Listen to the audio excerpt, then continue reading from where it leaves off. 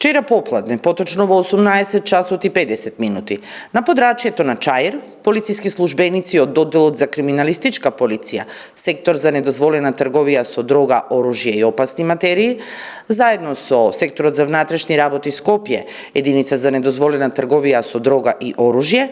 го лишиле од слобода 31 годишниот Аќ од село Љуботен, Скопско, поради постоење основи на сомнение за сторено кривично дело даночно затајување.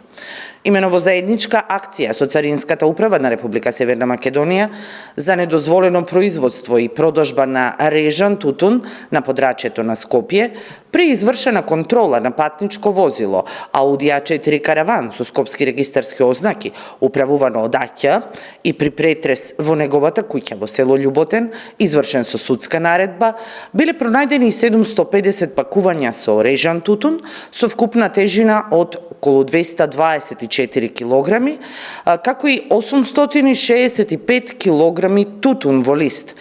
машини за производство на режан тутун, поголема количина на амбалажа за пакување на тутун со различни надписи од повеќе видови тутун,